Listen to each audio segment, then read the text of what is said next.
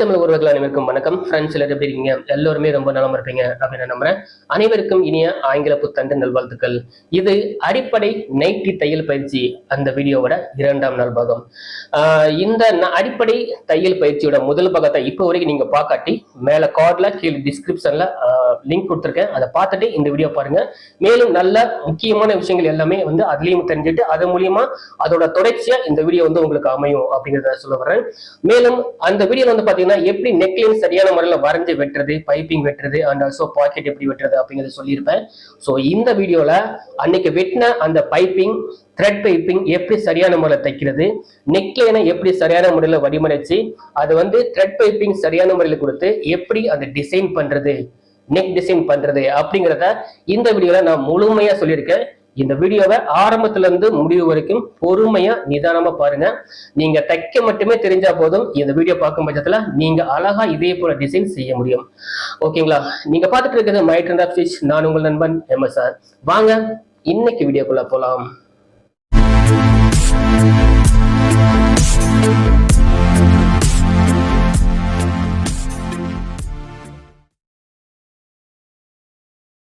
இன்னைக்கு நம்ம பயிற்சியில பைப்பிங் அண்ட் நெக் மாடல் அழகாக சூப்பராக பண்ண போகிறோம். இந்த வீடியோவை ஆரம்பத்துலேருந்து முடிவு வரைக்கும் தொடர்ந்து முழுமையாக பாருங்கள்.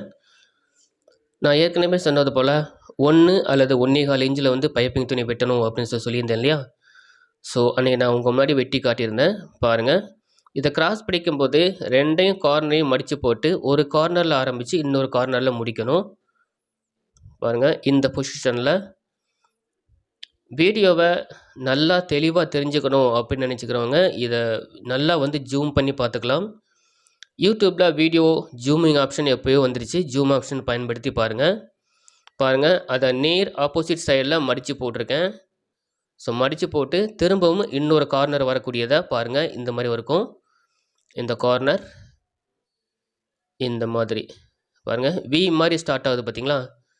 ஸோ அந்த வி அந்த மிடில் ஸ்டார்ட் பண்ணி திரும்ப எண்டிங்கில் முடிக்கணும். ஓகேங்களா? ஸோ இப்படி பண்ணும் பட்சத்தில் 2 பக்கம் இருக்கக்கூடிய துணி பார்த்திங்கன்னா கிராஸ் ஒரே லெவலில் இருக்கும். நம்ம பைப்பிங் தைக்கும்போது நம்மளுக்கு ஏற்றத்தாழ்வுகள் இல்லாமல் ஒரு பக்கம் சுருக்கம் அதிகமாக ஒரு பக்கம் சுருக்கம் கம்மியாக, அதாவது நான் கிராஸ் துணியை சொல்கிறேன். ஸோ அந்த மாதிரி இல்லாமல் கரெக்டாக நமக்கு துணி பைப்பிங் வைக்கிறதுக்கு அழகாக படிஞ்சு கொடுக்கும். ஓகே, ஸோ நம்ம வெட்டும் போதும் கவனமாக வெட்டணும், அதே போல் தைக்கும் போதும் ரொம்பவே கவனமாக தைக்கணும். ஓகேங்களா? இப்போ இந்த பைப்பிங் மெட்டீரியலில் பாருங்கள், என்னதான் நம்ம தைச்சிருந்தாலும் நம்ம அந்த பிசுறு இருக்குது பார்த்தீங்களா, உள்ளே இருக்கக்கூடிய அந்த துணி ஒரே பக்கமாக நம்ம வச்சிடக்கூடாது. ரெண்டையும் வகுந்து விட்டுக்கணும். ஸோ வகுந்து விட்டால் தான் 2 பக்கமும் பார்த்திங்கன்னா அந்த ஜாயிண்ட் ஈக்குவலாக இருக்கும். அப்படி ஒரே பக்கத்தில் நம்ம அந்த துணி வைக்கும்போது பைப்பிங் ஒரு இடத்துல மட்டும் ரொம்பவே பெருசாக இருக்கும். அண்டு மித்த இடத்துல பார்த்திங்கன்னா கொஞ்சம் சின்னதாகவும், ஜாயிண்ட் பண்ண இடத்துல ரொம்ப பெருசாகவும் இருக்கும். இது பார்த்தாலே இது ரொம்ப மொத்தமாக இருக்குது அப்படின்னு சொல்லி தெரிஞ்சிடும். அதற்காக சொல்கிறேன். ஸோ இப்படி வகுந்து விட்ட பிறகு திரும்பவும் ஒரு பக்கம் ஒரு 1/2 இன்ச்சு அளவுக்கு மடித்து விட்டுக்கோங்க. மடித்து தையல் போட்டுக்கோங்க. இந்த மாதிரி மடித்து தையல் போட்டுக்கோங்க. பைப்பிங் வைக்கும்போது ரொம்பவே கவனமாக செய்யணும். அதே நேரத்தில் அவசரப்படாமல் பொறுமையாக அதை செய்யணும். அப்போ தான் நூல் பைப்பிங் பர்ஃபெக்டாக பார்த்திங்கன்னா, அதாவது கரெக்டான பொசிஷனுக்கு நம்ம எந்த மாதிரி நெக் வச்சாலும் அதுக்கு கரெக்டாக அது இசைந்து கொடுக்கும். ஓகேங்களா? இந்த மாதிரி மடித்து போட்டுக்கோங்க. திரும்பவும் இப்போ நம்ம த்ரெட் பைப்பிங் ஃபிக்ஸ் பண்ணிக்கலாம். அதுக்கு முன்னாடி நம்ம மிதியை மாற்றிக்கலாம். சிங்கிள் மிதி தான் நம்ம போடணும். ஸோ பைப்பிங், நூல் பைப்பிங் கொடுக்கக்கூடிய அந்த பைப்பிங்கோட அளவு பாருங்கள் ரொம்ப சின்னதாக. ஸோ எந்த அளவு இருக்குது பாருங்கள். ஸோ இதே அளவு பைப்பிங் நூல் யூஸ் பண்ணுங்கள். ரொம்பவே பெருசாக உள்ள நூல் யூஸ் பண்ண வேணாம். அப்போ பைப்பிங்கோட அளவுக்கும் ரொம்ப பெருசாக போயிடும். அதே நேரத்தில் மாடல் வைக்கும்போது கரெக்டாக வளைஞ்சு கொடுக்காமல் போயிடும். ஸோ சிங்கிள் மிதி நம்ம ஃபிக்ஸ் பண்ணிக்கலாம். சிங்கிள் மிதி ஃபிக்ஸ் பண்ணும்போது ரொம்பவே பாருங்கள். ஓகே, இந்த மாதிரி ஃபிக்ஸ் பண்ணிக்கணும். ரொம்ப டைட்டாக வந்து வச்சிட வேணாம். ஏன்னா சிங்கிள் மிதிக்கு வந்து லேசாக டைட் வச்சா போதும், க்ரீப் கிடச்சிரும். இப்போ நூல் அளவு பாருங்கள் எந்த அளவுக்கு ரொம்ப சின்னதாக இருக்குன்னு சொல்லி பாருங்கள்.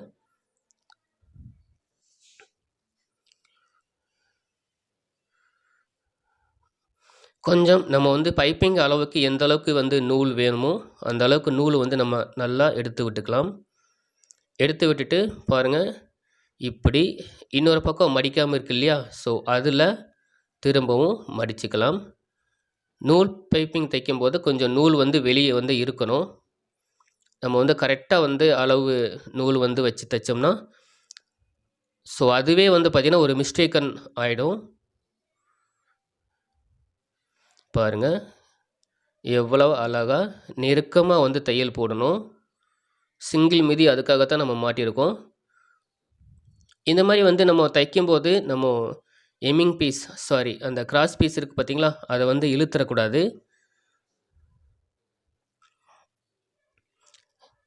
இழுக்காமல் ரொம்பவே வந்து பொறுமையாக அழகாக அந்த கயிறோடு சேர்த்து மடித்து கொடுத்து நம்ம வந்து த்ரெட் பைப்பிங் வந்து வச்சுக்கணும், அதாவது ஃபிக்ஸ் பண்ணிக்கணும். நான் பாருங்கள் எவ்வளவு மெதுவாக உங்களுக்கு தைச்சி காட்டுறேன்னு சொல்லி பாருங்கள். ஸோ இதில் வந்து அவசரப்படாமல் வந்து செஞ்சால் தான் இந்த பைப்பிங்கோட ஃபினிஷிங் நல்லாயிருக்கும். ஸோ பைப்பிங்கோட ஃபினிஷிங் நல்லா இருந்தால் தான் நம்ம தைக்கக்கூடிய நெக்கோட ஃபினிஷிங்கும் நல்லாயிருக்கும். ஓகேங்களா? அதனால் வந்து பைப்பிங் தைக்கும்போது ரொம்பவே கவனமாகவும் அவசரப்படாமலும் பொறுமையாகவும் தைக்கணும். ஓகேங்களா? இதை வந்து நீங்கள் உங்களுக்கு இன்னும் நல்லா தெரிஞ்சுக்கணும் அப்படிங்கிறக்காகத்தான் இந்த வீடியோவை இன்னும் முழுமையாக பொறுமையாக எப்படி தைக்கிறது அப்படிங்கிறத உங்களுக்கு நான் தைச்சி காட்டிகிட்ருக்கேன். ஸோ நம்ம டெய்லரிங் பொறுத்த வரைக்கும் எந்த நேரத்திலும் வந்து பார்த்திங்கன்னா எதுலையுமே அவசரப்படாமல் பொறுமையாக செய்யக்கூடிய விஷயங்கள் நல்ல ஒரு பலனை தரும். இது என்னோடய அனுபவத்தில் நான் சொல்கிறேன். ஓகேங்களா? ஸோ நான் இதில் பண்ண விஷயம் நீங்கள் எல்லாம் பார்த்துருப்பீங்க, நல்லா தெரிஞ்சிருப்பீங்க அப்படின்னு நான் நம்புகிறேன். ஸோ பைப்பிங் துணி எவ்வளோ அகலம் வேணும், எந்த அளவுக்கு நீளம் வேணும் அப்படிங்கிறத முன்கூட்டியே கணிச்சிக்கணும். அதை சரியாக வந்து ஜாயின் பண்ணணும். ஜாயின் பண்ணது மட்டும் இல்லாமல் நூல் பைப்பிங் கரெக்டாக வந்து ஃபிக்ஸ் பண்ணணும். ஓகேங்களா? ஓகே, இப்போ வந்து நம்ம பைப்பிங் வந்து தைச்சி முடித்தாச்சு. ஓகே, பாருங்கள் ரெண்டு பக்கமும் பாருங்கள் ஒரே அளவில் ஒரே நேர்கோட்டில் வந்து நம்ம வந்து பைப்பிங் ரெடி பண்ணியிருக்கோம். ஓகே, அடுத்து வந்து நம்ம கழுத்து வந்து முன்கழுத்தில் தான் நம்ம வந்து பைப்பிங் அண்ட் டிசைன் பண்ண போகிறோம் அப்படின்னு சொல்லியிருந்தேன் இல்லையா. ஸோ முன்கழுத்தை வந்து இப்போ ரெடி பண்ணி அதில் பைப்பிங் அண்டு டிசைன் வந்து நம்ம இப்போ பண்ணிக்க போகிறோம். ஓகே, இதுதான் முன்கழுத்து. பார்த்தாலே உங்களுக்கு நல்லா தெரியுது. ஆல்ரெடி வந்து நம்ம அயன் பண்ணும்போதே கழுத்தோட அகலம் எவ்வளோ தேவை அப்படிங்கிறத நம்ம வந்து ஃபிக்ஸ் பண்ணி தான் அயன் பண்ணியிருக்கோம். அதனால் எதுவுமே அதை பார்க்க தேவையில்ல. ஸோ இதில் வந்து அவுட் சைடு உள்ள கார்னர் வந்து நம்ம வந்து தைச்சி திருப்பிக்கணும். அதனால் இதே கழுத்தோட அகலத்துக்கு துணி எவ்வளோ வேணுமோ அதே அளவு துணி வந்து நம்ம வந்து பெரிய துணியாக இல்லாட்டாலும் நம்ம வந்து ஜாயின் பண்ணிக்கலாம். இந்த மாதிரி ஜாயின் பண்ணிக்கலாம். நான் ஜாயின் பண்ணக்கூடியது வந்து பார்த்திங்கன்னா கரவசம் உள்ள துணி. அதனால் வந்து கரையும் ஒன்றா வச்சு அப்படியே அமுக்கு தையல்னு சொல்லுவாங்க இல்லையா, ஸோ அமுக்கு தையல் போட்டுட்ருக்கேன். இப்போயும் பாருங்கள் நான் வந்து சிங்கிள் மிதியில் தான் வந்து ஸ்டிச் பண்ணிகிட்ருக்கேன். ஸோ பைப்பிங் பண்ணுறதுக்கு மட்டும் இல்லாமல் நீங்கள் வந்து இந்த மாதிரி ஃபினிஷிங் கொடுக்கும்போதும் நீங்கள் வந்து சிங்கிள் மிதி யூஸ் பண்ணலாம். இதில் வந்து அவுட்லைன் வந்து நம்ம தைச்சி திருப்பி அதில் வந்து பைப்பிங் அண்ட் மாடல் வைக்க போகிறோம். ஸோ இதில் வந்து கிராஸ் இருந்ததுன்னா இந்த மாதிரி கிராஸ் இருந்ததுன்னா அதை முதல்ல வந்து நம்ம கரெக்ஷன் பண்ணிக்கணும். இந்த மாதிரி தையல் போடும்போது ஒரு நூல் அளவு கேன்வாஸை விட கொஞ்சம் வெளியே தான் வந்து தையல் போடணும். இந்த கார்னர் டைமில் பாருங்கள் எப்படி மெதுவாக ஸ்லோவாக மிஷின் தைக்கிறேன்னு சொல்லி பாருங்கள். அவசரப்படக்கூடாது. ஸோ இந்த மாதிரி அவசரப்படும் பட்சத்தில் இந்த கார்னர் இதெல்லாம் பார்த்தீங்கன்னா சில நேரங்களில் அடித்து திருப்பும்போது மேடு பள்ளங்கள் வந்துடும். ஓகேங்களா? ஸோ அது இல்லாமல் கரெக்டாக இந்த ஃபினிஷிங் வரணும்னா மெதுவாக தான் தைக்கணும். ஓகேங்களா? ஓகே. உள்ளே வந்து இப்போது 1/4 இன்ச்சு அளவுக்கு மட்டும் பிசுறு வச்சு நான் வந்து தைச்சி இப்போ வெட்டிட்டேன். இப்போ இதில் இந்த கார்னர் இருக்குது பார்த்தீங்களா? இந்த கார்னரில் சின்ன சின்னதாக நம்ம வந்து ஆரம்பத்துலேருந்து முடிவு வரைக்கும் கொஞ்சம் கொஞ்சமாக வெட்டி விட்டுக்கலாம். இது எதற்காகனா நம்ம வந்து திருப்பி மேலே அமுக்கு தையல் போடும்போது நமக்கு வந்து ஃபினிஷிங் வந்து நல்லா கொடுக்கும். அதோட கழுத்தோட வடிவமைப்பு கொஞ்சம் கூட மாறாமல் அப்படியே வந்து நமக்கு வந்து எடுத்து கொடுக்கும். ஸோ இந்த மாதிரி வந்து வெட்டாமல் நம்ம திருப்பி தைச்சோம்னா பாருங்கள் இந்த மாதிரி இதை இப்படி சைடில் வெட்டி விட்டும் தைக்கலாம். இந்த மாதிரி முதல்ல வெட்டி விட்டுக்கலாம். பட் நம்ம இது அப்படி செய்யக்கூடாது. இந்த வந்து ஃபினிஷிங் வந்து கிடைக்காது. இதனால் இங்கே பாருங்கள் அப்படியே உள்ளே மடித்து திருப்பிக்கணும். ஓகேங்களா?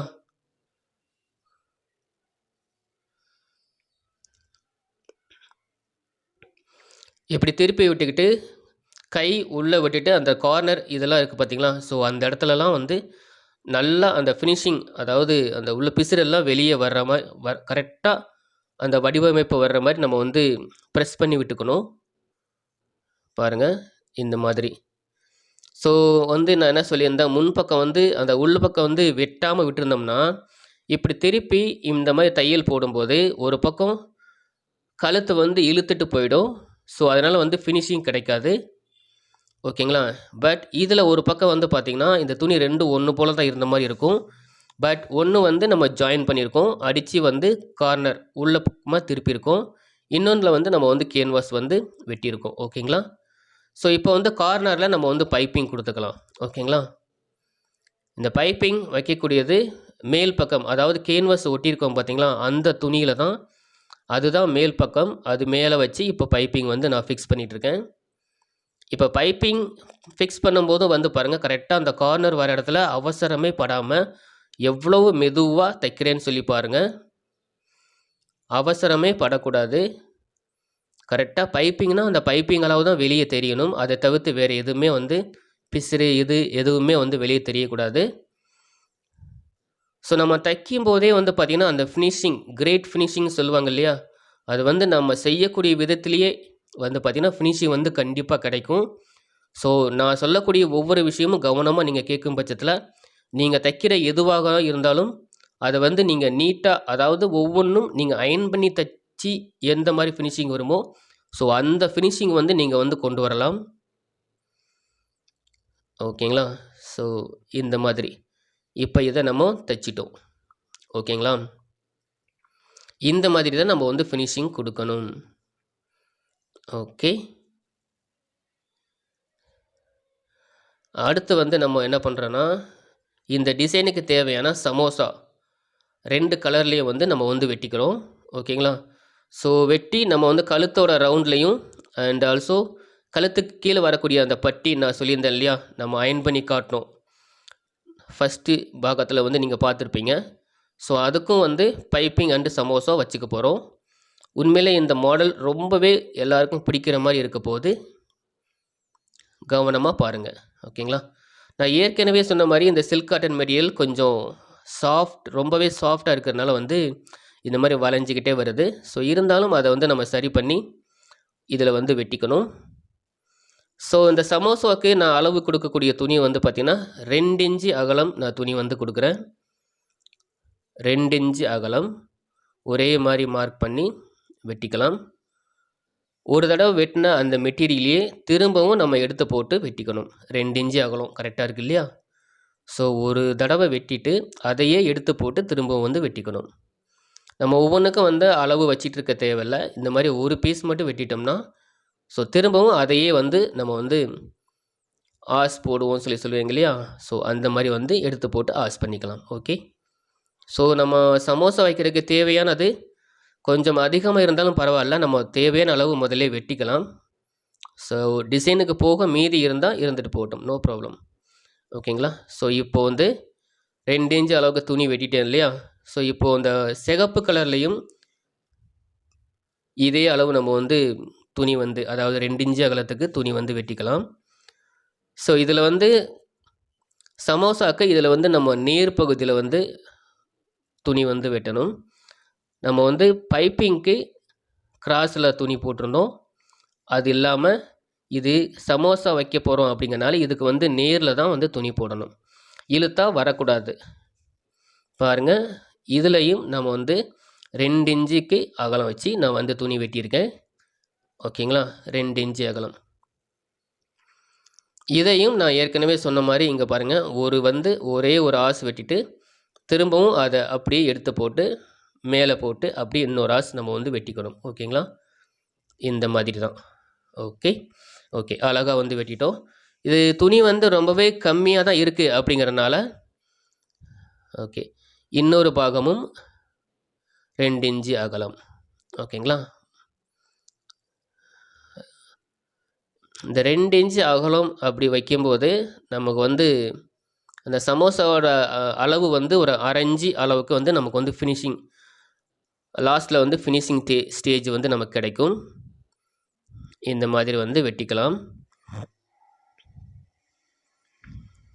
ஓகே, இந்த மாதிரி வந்து வெட்டிக்கலாம். இந்த துணி வந்து ரொம்பவே கம்மியாக இருக்குது அப்படிங்கிறனால நம்ம இருக்கக்கூடிய மெட்டீரியலை வச்சு தான் நம்ம இந்த டிசைன் வந்து பண்ண போகிறோம். ஸோ துணி கம்மியாக இருக்குது அப்படின்னு சொல்லி பார்க்காதீங்க. ஆனாலும் இதில் வந்து கிரேட்டாக வந்து சூப்பராக வந்து இந்த டிசைன் வந்து வரப்போகுது. ஓகேங்களா, ஸோ இப்போ நமக்கு தேவையானதை மட்டும் நம்ம எடுத்துக்கிட்டோம். இப்போது இதுலேயும் நம்ம மறுபடியும் 2 இன்ச்சு அளவுக்கு அளந்து வந்து நம்ம வெட்டிக்கலாம். 2 இன்ச்சு அகலம். ஓகே, ஸோ ஆல்ரெடி வந்து வெட்டியிருக்கோம். நான் ஏற்கனவே சொன்ன மாதிரி ஒரு ஆஸ் நம்ம போட்டிருந்தோம்னா அதையே நம்ம திரும்ப எடுத்து வச்சு இன்னொரு ஆஸ் போட்டுக்கலாம். ஸோ இந்த மாதிரி வந்து வெட்டி எடுத்துக்கலாம்.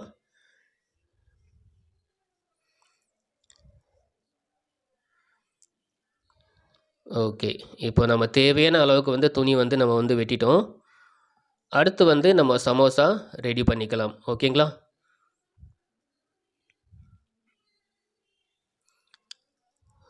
இப்போது இதை பாருங்கள் எப்படி மடித்து போட்டிருக்கேன்னு சொல்லி பாருங்கள். இப்போ பாருங்கள், நம்ம 2 இன்ச்சு அளவுக்கு நம்ம மடித்த துணியை இப்படி கிராஸ் வசத்தில் மடித்து மறுபடியும் ஒரு கிராஸ் வசத்தில் மடித்தோம்னா இந்த மாதிரி வந்து ஃபினிஷிங் வரும். ஸோ இதுதான் வந்து சமோசா அப்படின்னு சொல்லி சொல்லுவாங்க. ஸோ ஒவ்வொருத்தரும் ஒவ்வொரு பேர் வச்சுருக்காங்க. பட் என்னை பொறுத்த வரைக்கும் இது வந்து சமோசா டிசைன். பாருங்கள், கார்னர் டு கார்னர், திரும்ப கார்னர் டு கார்னர் இதை மடித்து பாருங்கள். அந்த ஒரு சமோசா முடியக்கூடிய இடத்துல திரும்பவும் ஒரு 1/4 இன்ச்சு மேலே ஏற்றி இன்னொரு சமோசா வைக்கிறேன். இப்படியே வந்து பார்த்திங்கன்னா 2 கலரும் நம்ம வந்து மாற்றி மாற்றி வைக்கணும். ஓகேங்களா, ஸோ கார்னர் டு கார்னர், திரும்பவும் கார்னர் டு கார்னர். அண்டு ஒரு சமோசா முடியக்கூடிய இடத்துலேருந்து 1/4 இன்ச்சுக்கு மேலே இந்த மாதிரி வைக்கணும். ஸோ இந்த ஆங்கிளில் பாருங்கள், உங்களுக்கு நல்லாவே தெரியும் அப்படின்னு நான் நினைக்கிறேன். பாருங்கள், கார்னர் டு கார்னர், திரும்பவும் கார்னர் டு கார்னர். இப்படி ஒவ்வொரு கலரும் நம்ம வந்து மாற்றி மாற்றி வச்சுக்கணும். நான் வந்து சிங்கிள் மிதி தான் போட்டு ஸ்டிச் பண்ணிகிட்ருக்கேன். பட் தேவைப்படுறவங்க நீங்கள் வந்து டபுள் மிதி போட்டுக்கலாம். இப்போ இதோட அளவை பாருங்கள், கரெக்டாக 3/4 இன்ச்சு, திரும்பவும் 3/4 இன்ச்சு, திரும்பவும் 3/4 இன்ச்சு. ஸோ இந்த அமைப்பு வந்து பார்த்திங்கன்னா மாறவே கூடாது. ஒன்று 1/2 இன்ச்சுக்கும் 1 3/4 இன்ச்சுக்கும் வர்ற மாதிரி வந்து ஃபிக்ஸ் பண்ணாதீங்க. 3/4 இன்ச்சுனா 3/4 இன்ச்சு கரெக்டாக வர்ற மாதிரி ஃபிக்ஸ் பண்ணிக்கோங்க. ஸோ அப்போ தான் பார்க்குறதுக்கு எல்லாமே ஒரே மாதிரி இருக்கும். ஓகேங்களா, டிசைனும் வந்து தச்சு முடித்த பிறகு நமக்கு வந்து டிசைனும் வந்து நல்லா வந்து அழகாக வந்து அமையும். ஓகேங்களா, ஸோ இந்த மாதிரி இதில் வந்து எந்த வித மாற்றமும் நீங்கள் செய்ய தேவையில்லை. வழக்கம் போல் நம்ம வந்து இதுக்கு என்னென்ன வந்து இப்படி தைக்கணுமோ அது எந்த அளவுக்கு நம்ம தேவையோ அது தேவைப்படுற அளவுக்கு நம்ம வந்து தைச்சிக்கணும். ஸோ இது முழுமையாக தைக்கும் பட்சத்தில் நமக்கு டிசைனுக்கு வந்து முழுமையாக வந்து இது வந்து ஃபுல்லாக எல்லா டிசைனுக்குமே வந்து இந்த சமோசா வந்து கரெக்டாக வந்து வரும். ஓகேங்களா, ஸோ இதில் இந்த மாதிரி வந்தால் கூட நம்ம இதையுமே வந்து சரி பண்ணிக்கலாம். ஏன்னா நம்ம எடுத்துக்கூடிய மெட்டீரியல் வந்து ரொம்பவே கம்மியாக தான் இருக்குது அப்படிங்கிறதுனால ஸோ இருக்கிற மெட்டீரியல் நம்ம வந்து வேஸ்ட்டு பண்ணாமல் நம்ம வந்து தைச்சிக்க போகிறோம். ஓகேங்களா? அவ்வளோதான்.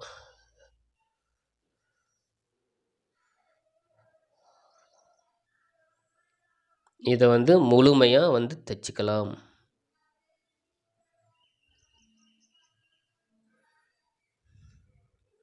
ஸோ இதில் ஒவ்வொன்றும் மாறி மாறி, அதாவது ஒவ்வொரு கலரும் மாறி மாறி கரெக்டான பொசிஷனில் நம்ம வந்து ஸ்டிச் பண்ணிக்கிட்டே இருக்கணும். அது எப்படி ஃபினிஷிங் கொடுக்குது அப்படிங்கிறத நீங்கள் முழுமையாக பார்க்க போகிறீங்க. பாருங்கள், இந்த மாதிரி தான் நம்ம வைக்கக்கூடிய துணியும் ஒரே அளவில் வெட்டணும், அண்டு ஒரே மாதிரி தைக்கணும், ஒரே அளவுகளில் வர்ற மாதிரி நம்ம வந்து தைக்கணும். ஓகேங்களா? அப்போ தான் டிசைன் வந்து மாறாமல் அழகாக இருக்கும். ஓகேங்களா? ஓகே.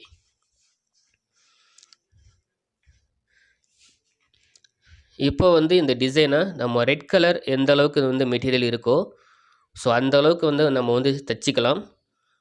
நம்ம டிசைன் பண்ணும்போது இந்த துணி வந்து கரெக்டாக வருதா அப்படின்னு சொல்லி நம்ம பார்த்துக்கலாம். அப்படி தேவைப்படும் பட்சத்தில் இன்னும் கொஞ்சம் சமோசா வந்து ரெடி பண்ணிக்கலாம். ஓகேங்களா? இந்த ரெட் கலர் பீஸ் எவ்வளோ இருக்கோ அதை மட்டும் நம்ம தைச்சிக்கலாம். என்னை பொறுத்த வரைக்கும் இந்த துணியோட நீளம், இந்த டிசைனோட நீளம் கழுத்துக்கும் அண்டு கீழே வரக்கூடிய அந்த பட்டிக்கும் சரியாக தான் வரும் அப்படிங்கிற ஒரு முழுமையான நம்பிக்கை இருக்குது. ஸோ இந்தளவுக்கு தைச்சாலே போதும் தான் நான் நினைக்கிறேன்.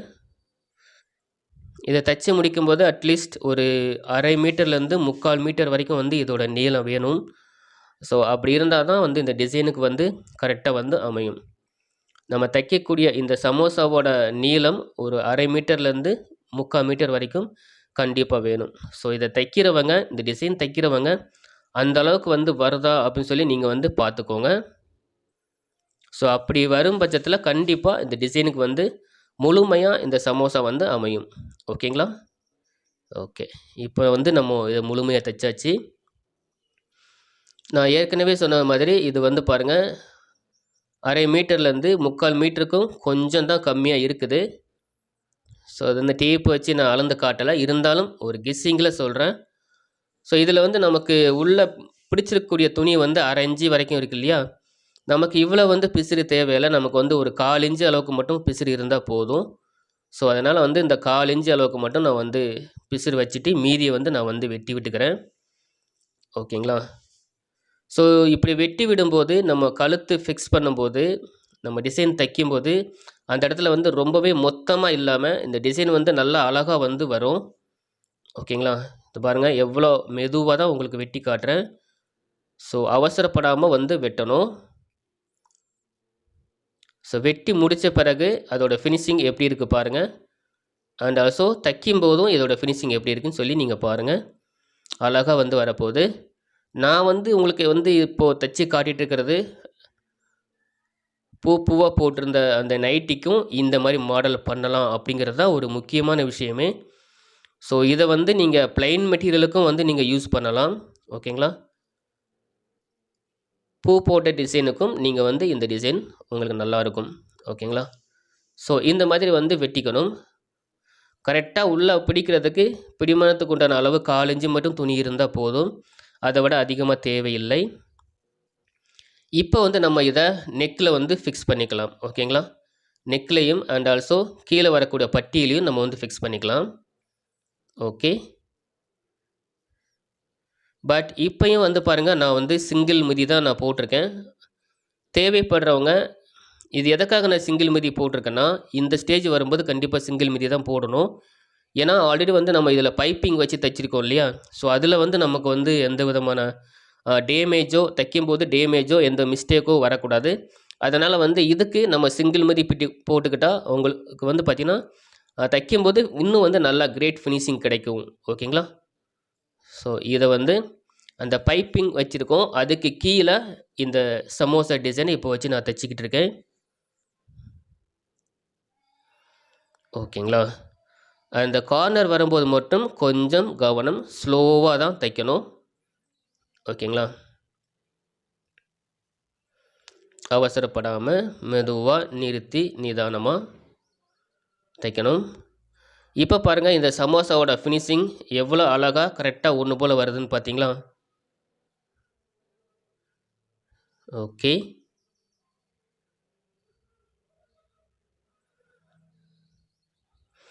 ஸோ நம்ம செய்யக்கூடிய அந்த வேலை, அந்த நுணுக்கங்கள் எல்லாமே நம்ம நினச்சி ஒரு விஷயத்த இப்படி தான் வரணும் அப்படின்னு நினச்சி செஞ்சோம்னா கண்டிப்பாக வந்து அது நல்லா வந்து அழகாக வந்து வரும். ஓகேங்களா? தைக்கும் போதே நம்ம வந்து மைனஸாக வந்து நினைக்கக்கூடாது. அது கரெக்டாக வருமோ வராதோ அப்படின்னு வந்து திங்க் பண்ணாதீங்க. கண்டிப்பாக நல்லா வரும் அப்படின்னு ஒரு தாட்னஸில் எப்போவுமே எந்த வேலையும் செய்ய பழகுங்க. ஓகேங்களா? கண்டிப்பாக உங்களுக்கு நல்லா வந்து வரும். ஸோ இதில் நான் வந்து பெருசாக எந்த விஷயத்தையுமே பண்ணலை. நான் தைக்கும்போது எப்படி எப்படி தைக்கணுமோ, எப்படி கரெக்டாக செய்யணும் அப்படின்னா அவசரப்படாமல், எந்த இடத்துல அவசரப்படாமல், எந்த இடத்துலையும் வந்து பார்த்திங்கன்னா நிதானமாக இதை வந்து செஞ்சால் கரெக்டாக வரும் அப்படிங்கிறத தான் உங்களுக்கு வந்து நான் இப்போ தச்சு காட்டிகிட்டு இருக்கேன். ஓகேங்களா? ஸோ இப்போ பாருங்கள் 2 பக்கம் கார்னரையும் பாருங்கள் மேலே ஒரே மாதிரி சமோசா அளவு வந்திருக்குது. அண்ட் ஆல்சோ முழுமையாகவும் இந்த சமோசா அழகாக வந்திருக்குது. இப்போது இந்த உள்ளே இருக்கிற துணி இருக்குது பார்த்தீங்களா? இதை வந்து நம்ம வெட்டிக்கலாம். நான் ஏற்கனவே சொன்னது மாதிரி இது வந்து உள்பக்கமாக தைச்சி வெளியே திருப்பி தையல் போட போகிறோம். அப்படிங்கும்போது உள்ளே இருக்கக்கூடிய அந்த கேன்வாஸோட வடிவமைப்பு நமக்கு வந்து நல்லா தெரியணும். ஓகேங்களா? இப்போ கேன்வாஸோட வடிவமைப்பு நல்லா தெரியுது. இப்போது நமக்கு தைக்கிறதுக்கு எந்த விதமான பிரச்சனையும் இருக்காது. ஓகேங்களா? அழகாக வந்து நமக்கு வந்து ஃபினிஷிங் பண்ணிக்கலாம். இதை வந்து அடித்து வெளியே திருப்புறதுக்கு நமக்கு ரொம்பவே இந்த மாதிரி பண்ணக்கூடிய விஷயம் ஒரு ஹெல்ப்ஃபுல்லாக இருக்கும். ஓகேங்களா? ஓகே. இதை வந்து சென்டரில் இதை வெட்டி விட்டுக்கலாம். அடுத்து நம்ம பட்டி. நீங்கள் வந்து முதல் பக்கத்தில் பார்த்துருப்பீங்க. இதை வந்து நான் அயனிங் பண்ணி உங்களுக்கு வந்து காட்டியிருப்பேன். ஸோ இதை வந்து அயனிங் பண்ணியும் பண்ணிக்கலாம். அதே நேரத்தில் இதே மாதிரி நீங்கள் தையல் போட்டும் தைச்சிக்கலாம். இப்போது இந்த சமோசாவோட அளவு இந்த 2 பக்கமும் இந்த பக்கமும் வரப்போகுது. நம்ம தைச்ச சமோசாவோட நீளம் இதுக்கு சரியாக வருதான்னு சொல்லி செக் பண்ணிக்கலாம். பாருங்கள், ஒரு பக்கம் கரெக்டாக இருக்குது. அண்ட் இன்னொரு பக்கமும் ஓகே சரியாக இருக்குது. இப்போ 2 பக்கமும் வந்து இது வந்து அகலம் கரெக்டாக வந்துடும். ஸோ அந்த சமோசா வைக்கிறதுக்கு முன்னாடி இதுலேயும் வந்து நம்ம வந்து நூல் பைப்பிங் வச்சுக்கணும். நம்ம கழுத்துக்கு வச்சோம் இல்லையா? ஸோ அதே போல் பாருங்கள், இதுலேயும் வந்து கார்னர் வருது. பட் இந்த கார்னர் வரக்கூடிய இடத்துல ரொம்பவே கவனமாக நம்ம அவசரப்படாமல் மடித்து கொடுத்து அண்ட் ஆல்சோ அதே நேரத்தில் வெட்டியும் விடக்கூடாது. கரெக்டாக வந்து வரணும். ஸோ அதை தான் இப்போ நான் செஞ்சுக்கிட்டு இருக்கேன். இந்த வீடியோவை இன்னும் நல்லா தெரியணும் அப்படின்னு நினைக்கிறவங்க இன்னும் கொஞ்சம் நல்லா ஜூம் பண்ணி பார்த்துக்கோங்க. கார்னர் கிட்ட மட்டும் உள்பக்கம் இருக்கக்கூடிய துணியை வந்து நம்ம வெட்டி விட்டுட்டோம்னா மடித்து விட்டுக்கிட்டோம்னா அந்த கார்னர் அழகாக வந்து பைப்பிங் உட்காரும். பார்க்குறதுக்கு ரொம்பவே நல்லாவும் இருக்கும். ஓகேங்களா? கார்னர் கிட்ட மட்டும் பாருங்கள், நான் எவ்வளோ மெதுவாக தைக்கிறேன்னு பாருங்கள். அவசரப்படாமல் நிறுத்தி நிதானமாக செய்யணும். ஓகே. ஸோ இது எல்லாமே வந்து சிங்கிள் மிதி தான் நான் வந்து போட்டு நான் தைச்சிக்கிட்டு இருக்கேன். ஏன்னா நூல் பைப்பிங் வைக்கிறதுக்கு கண்டிப்பாக சிங்கிள் மிதி தான் தேவை அப்படிங்கிறனால ஸோ இதுலேயே வந்து முழுமையாக வந்து நான் டிசைன் பண்ணி காட்டிட்டேன். இது தேவைப்படுறவங்க நூல் பைப்பிங் வைக்கும்போது மட்டும் சிங்கிள் மிதி அண்டு சமோசா வைக்கும்போது நீங்கள் வந்து டபுள் மிதி போட்டுக்கலாம், தேவைப்படுறவங்க மட்டும். ஓகேங்களா? இப்போ இந்த 2ஐயும் வெட்டி விட்டுக்கலாம். வெட்டி விடும்போது இதோட நீளம் வந்து கரெக்டாக தான் இருக்குது, அதிகமாக இல்லை. அப்படிங்கிறனால கரெக்டாக சமோசாவோட முடிவு எந்த இடத்துல முடியுதோ அதுலேருந்து ஒரு பக்கம் வெட்டுற மாதிரி வெட்டிக்கலாம்.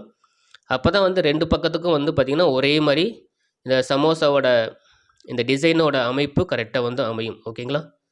இப்போது கீழே வரக்கூடிய அந்த எட்ஜ், அந்த வி மாதிரி வருது பார்த்திங்களா, அதில் வந்து நம்ம சமோசாவோட ஒரு பக்கம் முடிக்க போகிறோம்.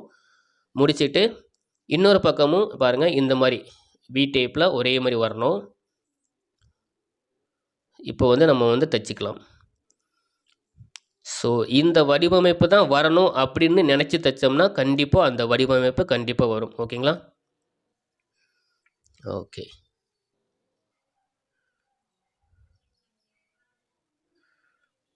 இதையும் நம்ம தைக்கும்போது அவசரப்படாமல் தைக்கலாம். ஓகே. இன்னொரு பக்கம் ஆரம்பிக்கும் போதும் நம்ம வந்து எந்த இடத்துல வந்து அந்த பொசிஷனை முடிச்சிருக்கோமோ அதே இடத்துல திரும்பவும் இந்த ஒரு சமோசாவை வச்சுக்கணும். ஓகேங்களா?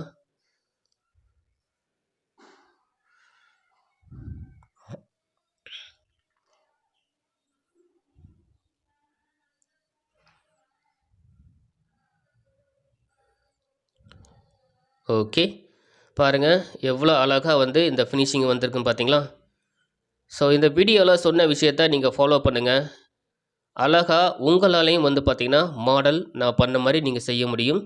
ஸோ இருக்கிற துணியை வச்சு அழகாக சிம்பிளாக டிசைன் எப்படி பண்ணுறங்கிறத நீங்கள் வந்து தெளிவாக பார்த்துட்டீங்க. ஸோ இதை தொடர்ந்து அடுத்து வரக்கூடிய வீடியோக்கள் எல்லாமே பாருங்கள். நன்றி. டியர் ஃப்ரெண்ட்ஸ், நைட்டி அடிப்படை தையல் பயிற்சியோட இந்த 2 பாகமும் நீங்க முழுமையா பார்த்துப்பீங்க அப்படின்னு நம்புறேன். ஸோ இதற்கு மேற்பட்ட இன்னும் பல முக்கியமான விஷயங்கள் என்னென்ன அப்படிங்கிறத இந்த அடிப்படை தையல் பயிற்சியோட 3ஆம் பாகத்தில் நம்ம வந்து பார்க்கலாம். ஸோ இந்த வீடியோல சொன்ன விஷயங்கள் எல்லாமே உங்களுக்கு வந்து எப்படி புரிஞ்சது, நீங்க எப்படி புரிஞ்சுக்கிட்டீங்க அப்படிங்கிறத கீழே மறக்காம கமெண்ட் பண்ணுங்க. வேற எந்த வீடியோ வேணும்னாலும் கீழே மறக்காம கமெண்ட் பண்ணுங்க. ஸோ இந்த அடிப்படை தையல் பயிற்சியோட 3ஆம் பாகத்தில் உங்களை சந்திக்கிறேன். நன்றி, வணக்கம்.